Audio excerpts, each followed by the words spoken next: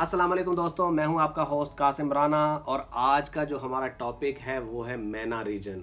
आपने कई बार ख़बरों में सुना होगा, कहीं सोशल मीडिया पे पढ़ा होगा और आप सोचते होंगे आखिर ये मैना रीजन है क्या, इसका मतलब क्या है, इसका काम क्या है।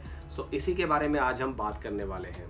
सबसे पहले मैं आपको बताता हूँ कि मैना की फुल फॉर्म क्या है।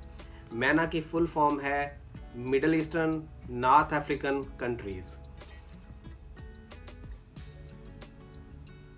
तो दोस्तों, मैना रीजन में आते हैं टोटल 20 ममालिक। उनकी मुकम्मल लिस्ट मैं डिस्क्रिप्शन में दे दूंगा, लेकिन मैं मोटे मोटे आपको बता देता हूं, जैसा कि सऊदी अरेबिया, ओमान, कतर और यूएई, जिसमें अभी हम बैठे हैं। दोस्तों, मैना रीजन 2001 में फोर्ड फाउंडेशन की फंडिंग के बाद बनाया गया और इसके कुछ मकासद थे।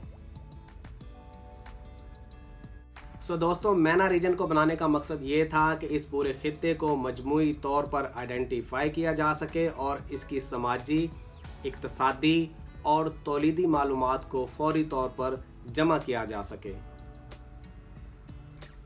और हाँ, पाकिस्तान मैना रीजन में नहीं आता।